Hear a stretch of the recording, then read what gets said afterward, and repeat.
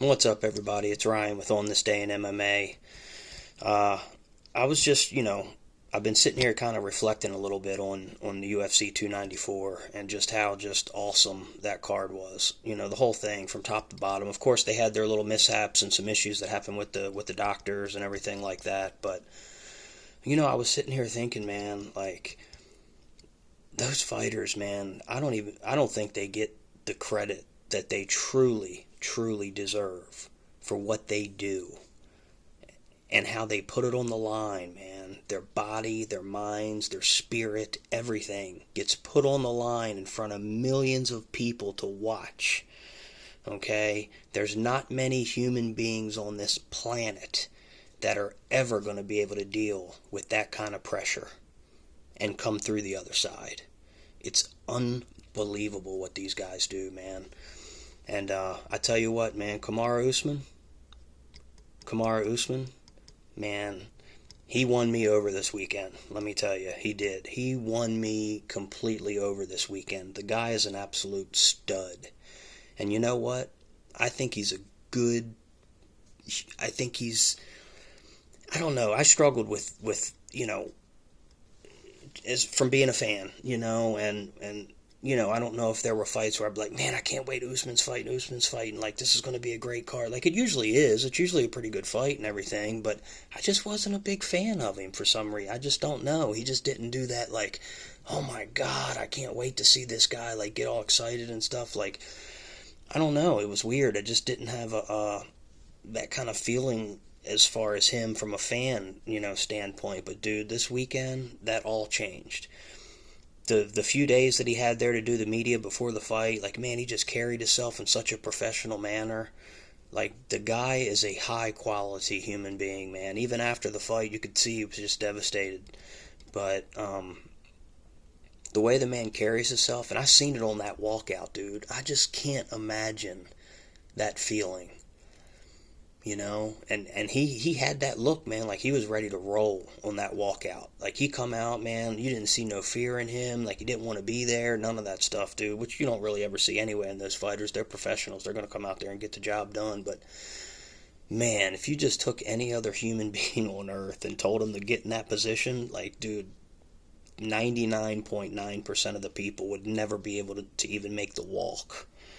And he strutted in there like he owned the place, so he won me over, dude. He did, 100%. The guy definitely won me over this weekend, and I'm a fan for life for him. Kamara Usman, I'm on the bandwagon, dude. Like, I just think the guy's just, like, he showed me something this weekend, like, he can go to those places, dude. He can be in those dogfights. He was in a lot of bad positions, man, and pushed through. He's got great coaches, Trevor Whitman, I think's his name, right? Trevor. I know exactly who he is. Trevor. I'm pretty sure it's Trevor Whitman. Unbelievable coach. The corners he's got with him. He's got Gaethje on the team, Rose on that team. Henry Hoof was there. That was cool. That they kind of like combined forces a little bit there. I just think it was just an unbelievable showing by Kamara Usman. I really do. Like, he just. I think Hazmat did win the fight. I know there's been some back and forth. Some people think that, I don't know, it could have maybe went to Usman. Was it really a 10-8? I don't know. Even if it was a 10-9, I still thought, I believe Hazmat, I think, did enough to get the win with round one, and then the takedown in round three. I think that won him the fight. For a 3-round fight, I think they got it right as far as the winner. But the true winner, honestly, in my opinion, I know that doesn't mean much in the fight business. You don't get no, like, what do you call those? Like, when you get those wins that don't really, you didn't win, but they say you kind of did win a little bit, But Usman is just like, man, he's a stud, dude. He just totally is. So I just wanted to revisit that a little bit and kind of go back and just talk about that, because I've really been,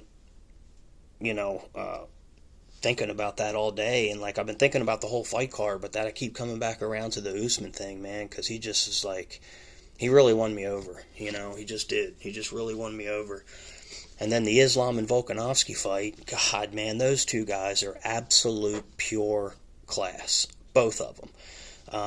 Volkanovski taking the fight on short notice like that, Islam accepting the fight, and those Dagestani guys, man, they are just on an absolute different level than most human beings. They're so disciplined, and you can see their faith like coming through in their work ethic and all that stuff too. They are just so disciplined with what they do. It's really just something like, it's just completely awesome to watch.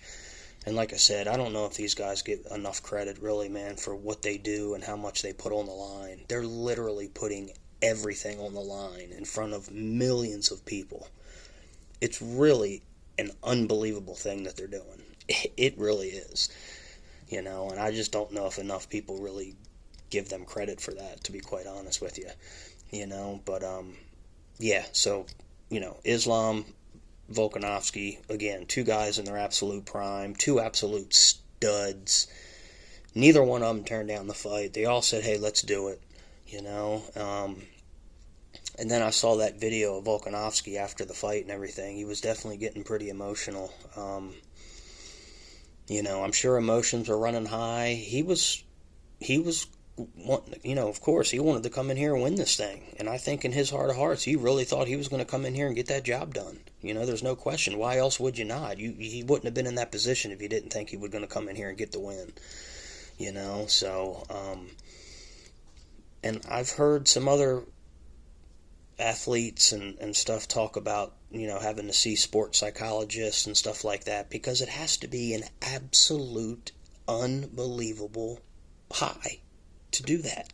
Millions of people calling your name, millions of people watching you, and to go in there and put it all on the line like that, and then have it just go away and you're back to your normal life, back to just do, pushing the baby stroller and stuff, it's like, it has to be an insane adjustment. But I hope everything works out, for the man. I'm sure it will. He's comes across as just a great human being, a great father. He's been a great employee to the UFC, if that's what you want to call it, or I really hope that whatever it is that he has going on, he gets through that and works through that, and he bounces back, and he's back, with a win next time he's in the octagon, because I'll definitely pull for Volk. It's tough. I didn't know who to pull for, man, because they're literally like probably my two top guys that I like is Islam and Volkanovski. They're probably literally like even, so it was real hard to pick a winner. I mean, so that I would have been good with it either way, to be quite honest with you. If Volk won, dude, that would have been such an amazing story. It would have been so cool to see him do that and he get through that. But Islam KO'd him and fucking head kick, and won it in the first round. And it was just, it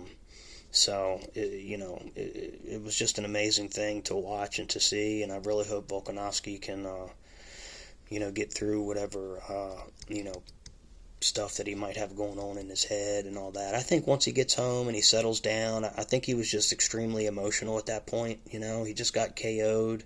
It's the first time he's been beat in the UFC like that. I don't know if it's the first time in his career that he's been stopped, but I know for a fact it's the first time in the UFC that he's been stopped. And I think he just might have been like really emotional and just in the moment, and some things came to the surface, but anyway, so hopefully everything with him gets worked out, and look, for Islam, I don't think the Charles thing is the way to go. I don't, that just doesn't really get me going, man, to say, okay, well, let's do Islam and Charles again, and then something else might happen. Like Chael even said it. He told us 3 times he didn't want to be there. He told us 3 times in interviews and some different things he said and did that he didn't want to fight Islam again. He came up about the Abu Dhabi thing. Why is it in Abu Dhabi? Why do I have to go over there? And he brought up a few other things. Look, I don't think the man wants another shot at Islam. I don't know, but the fight just doesn't do much for me, I think the fight to make is the Gaethje fight. It is. Islam versus Gaethje. It's a fresh fight. It's a clean fight. You could build that storyline up. The UFC could build that up. Gaethje's just coming off of 2 big wins off of Fiziev and knocking out Dustin Poirier. So I think that's the fight that you make. Where do you do it at, though? That's the thing. I don't know. Do you do it, Vegas? Do you do it, UFC 300? I don't know. But, that's I think that's the fight to make for sure. But, the UFC will get all that worked out. I think behind closed doors, too. I don't think the UFC wants to book Charles versus Islam again. I could see Dana and all them in the background back there. I just don't see that that's the fight. Dana did come out after the fight and said, look, that's the fight that you do. You do Oliveira, but, and then he kind of, not retracted it, but he kind of went back and said, but we'll have to wait and see how it all plays out and this and that. So he wasn't dead set on that. I think he was just saying that at the time just to probably shut the questions up or whatever about it, but I think, honestly, I think you do Charles versus Islam. And then last thing is, I saw some people now are starting to want to compare, is Islam going to be better than Khabib? Is he better than Khabib? This and that. Look, the media and all that stuff can write all that kind of stuff and do all that kind of stuff. He would never. Those guys are too big on friendship and carrying things to a certain standard. Khabib is his guy. Him and his dad, he said it after the fight, made him. He would never come out and say, I'm going to go for Khabib, I'm better than Khabib, I'm going to take Khabib's spot and this and that. He would never come out and say that. So the media can say this, is he not, is he this? It would never happen anyway. He's never going above Khabib, period. So it just would never happen. They could write that and say that. He puts a couple more wins, title defenses behind him, then honestly you probably do got to say, dude, he's probably got a little bit of a better, or not a better record, because he does got the one loss, but as far as title defenses and just overall domination, and I don't know, but again, it'll never happen. He'll never take that like it would be serious or anything like that, and Khabib wouldn't either. He wouldn't. He would just write it off, or if he was asked about it, would just kind of play it off and stuff, because there's a hierarchy to that, and Khabib is up here, okay? No matter what. Khabib, everybody else. Khabib, everybody else. So, that makes for a fun story to talk about and different things like that, but it would never happen. So, all right, fellas, that's about it for the night. Hope you all have a good evening, and if you liked the video, if you could like it, what do you say, share, subscribe, hit subscribe and ring the bell. That'd be cool. So that's it. We'll talk to you tomorrow. See ya.